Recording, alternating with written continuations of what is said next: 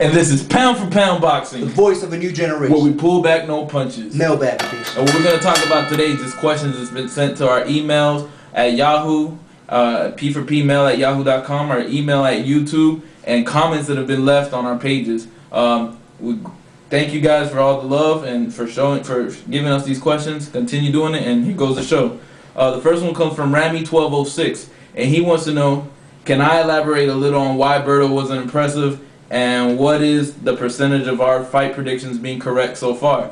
The reason I don't think Berto is as great is just because I'm not a follower of the pack. I don't go along with the norm. I don't believe you need to follow whatever somebody else says. In my opinion, you just go. If you like the guy, you like him. If you don't, you don't. And right now, it's just the way that he was fighting in that fight. I wasn't impressed against David Estrada. He was getting way too much. He was taking a lot of punches. People like Cintron, Cotto, Margarito, people with power will do damage to somebody who's getting hit as often as he was. And I don't think that a great champ or somebody that's supposed to be established or supposed to be as good as he is going to get hit so much. And if he gets into a ring with a power puncher like the ones I just stated, I just think it could be lights out for him. And it's not going to be a good situation for him. But other than that, I mean, I guess time will tell. If he's really good, I might, jump on that wagon and say, yeah, I'm with him. I think he's good. But as of right now, as of today, I'm not with it. Right now, I think he's got a couple more fights to prove to show me that he's a lot better, as good as everybody else is making him out to be. True that. No doubt about it. Okay. As far as our fight predictions, Nas has gotten out of 12. He's gotten 9 right. I've gotten 11 right out of 12. His percentage rate is 75. Mine is 92. Right now, as we're talking, you should be seeing this. Okay, and now going to the next question. Runners 3333 wants to know who would win in a dream fight between Cotto and Trinidad. Now let's take it away. I mean, this is a fight that, it's a dream match, yeah, honestly. But I mean, it's a fight that could be basically argued back and forth for hours and hours. And believe me, Puerto Ricans will be on this topic for hours. As far as me, I'm going to go with Trinidad in this fight. At 147, Trinidad was devastating. He had devastating power. He was probably one of the best ring generalships at 147 and any of the 147 fighters at that time when he was there. Cotto, to me, is susceptible to the punches. He's got a style that's come forward. So Tito that's on and lock with Tito. The only people who ever gave Tito any kind of trouble whatsoever was Winky Ray and Bernard Hopkins. These are people who were very crafty, who were very boxers basically, and that type of style was what would frustrate Tito Trinidad. But Cotto's come forward style would be perfect. It'd be tailor-made for Tito Trinidad. So I think Tito Trinidad wins by knockout. I disagree. I think Tito, he just stated in why I believe. He said that boxers give Trinidad problems, and Cotto is a great boxer. Cotto can take it forward, but he can take it back too. He can box around you. He can switch it. He can go from southpaw to conventional. He can do it all. I just think that at that weight, at 147, I just think that Cotto he just has more of a boxing ability. He can expose Tito, or not expose him, but he can outwork him as far as boxing wise. He would do probably the same thing as a Bernard Hopkins. He would do the same thing as a Winky. I think he would. But anyways, he's going with Trinidad. I'm going with Cotto. All right. So moving to the next question. It comes from Jose Jacu, and he wants to know, why is Manny Pacquiao ranked only at number 4 on your pound-for-pound list? No, these pound-for-pound lists are basic assessments of who we believe would be top pound-for-pound. At that time, Manny Pacquiao was coming in, and he was strong. I would have shot for him higher. It was my partner who said, no, he's not going to go up that high. But I think with his latest victory, he'll definitely climb up in the rankings. Yeah, so just basically keep on the lookout. We'll make a new pound-for-pound list probably within the next month or so.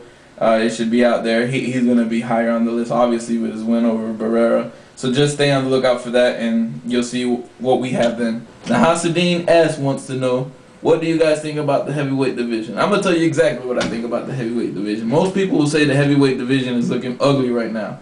I don't agree with that. Just because our champs aren't at top right now doesn't mean that a division is going bad and it's horrible and this and that. The champs are right now from Europe, from Russia. So those guys over there are loving the heavyweight division right now. They think it's the best thing since sliced bread. you know, us two, we're Puerto Ricans, so obviously we're gonna go for the people from Puerto Rico. As you know, somebody from Florida is gonna go for Tarver, or somebody from Philadelphia is gonna go for Bernard Hopkins. That, you know, if a fighter's from your area, you're just gonna go for him. And right now, there's no dominant heavyweight that's American. So right now, in our eyes, it's in turmoil. I don't think that's the case. What are your thoughts? I think that the heavyweight division could be better. I think the problem is right now there's no one universal champ in the heavyweight division. That's why we believe that the heavyweight division is in turmoil. I think that all the better fights are down at the lower level classes. I mean, over at 147, probably the hottest division right now is the welterweight division. You know, followed up with the junior middleweights and middleweights. Because all these divisions are so low, the United States especially doesn't recognize that one true heavyweight champ, and that's why everybody just thinks that the heavyweight division's on a lifeline. But I agree with the fact that you said that people in in Eastern Europe and that European bloc, they're loving it right now with the Klitschko's being up there, and basically all the champs right now are European, with the exception of Samuel Peter now this past weekend. But I think once there is one solidified champ, which I think would be Vladimir Klitschko, then I think the heavyweight division will go through what Lennox Lewis did a couple years back, was just defending his belt and he's being the dominant champ. And if I think that Klitschko right now could do that, be the dominant champ and just defend the championship belt once he unifies all the belts.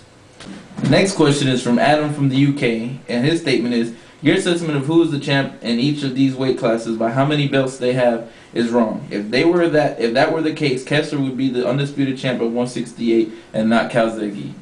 You want to take this one away? Sure. I mean, you know, there's going to be a few anomalies out there. There's going to be, in boxing, it's every day in boxing. I mean, in boxing, you're going to have two sides to every coin, and some people get disputed for this way, some people get disputed that way.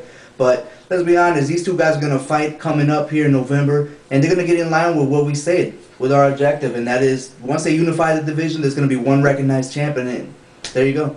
Yeah, I mean, you got Joe Calzaghe, who's been the champ for about 10 years. You got Kessler, who's got 2 belts. What happens now? They're both fighting each other. So then after this weekend, or after they fight, it's going to be exactly what we stated. It's going to be somebody with the majority of the belts, and they're going to be the champ. So they're going to get in line with our assessment. Eventually, it boils down to what we said. They've got to fall in line eventually down the road. So I'm still sticking to what I said and what you said of whoever got the most belts is going to be the champ. They're basically arguing about the whole Casa Mayor thing, but we'll get to that in a later date.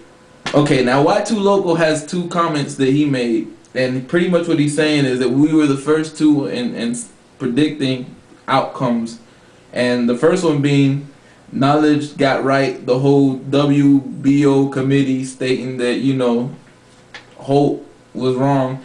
And the second one being Barrera's retirement. You want to make some comments on that? Yeah, sure. I mean, no problem. I think you appreciate Y2 Local. The WBO Championship Committee made a statement. Actually, they came out saying that Holt's protest was, you know, they didn't go with it. They basically said it wasn't valid. One being that the can that hit him in the 6th round in the face, they had no video footage or evidence that happened. The second being that Holt stated that Torres' corner grabbed his leg in the 11th round. There was no video evidence of that as well. And then Holt, the third protest of him, stated that it was an early stoppage. And the WBO Championship Committee stated also that it was a good stoppage. The referee took in consideration that Holt was not working at all, and because of that he took damage and he was just running away. And at the time when he took a lot of damage, the referee said, hey, that's enough damage, and that was it. So yeah, definitely that was a good call out on pound for pound boxing, stating that, you know, we went with the correct assessment and we're validated by the WBO commission. That was really awesome. That was a good thing. The second thing was Barrera retirement. You know, I read nowhere online where anybody was going to say, or anybody hinted that Barrera was going to retire after this fight. I don't know if anybody did out there. I just don't remember or recall anybody stating that. I made that statement basically referring to him. He's going to be finished basically once Pacquiao defeated him. And hey, lo and behold, we got that assessment correct. I mean, you know, I thought it was pretty good and pretty insight on pound for pound boxing that we got that correct. So thank you, Y2K, for acknowledging that. And remember, guys, when Nada speaks, you listen.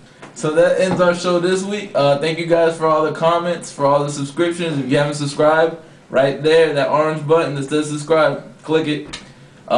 Any emails and questions, send them our way. P4P mail@yahoo.com. And this is Pound for Pound Boxing, The voice of a new generation. where we pull back, no punches. Déjame un mensaje, esto es pa' los que se van en viaje. Mascarita que no sabe, con cuyo él es un salvaje. Quítate el traje, que esta noche no va a haber fiesta. Reprendo tentaciones, que en la tumba se revuelca. Eso basta, vamos a hacer lo nuestro. Busca al enemigo por su barrio, que estoy listo para el secuestro. Te digo que ando bien Pacquiao, yo ando solo. Si vamos a guerrear, somos yo, mi Navy Boom, tu cholo sin coro.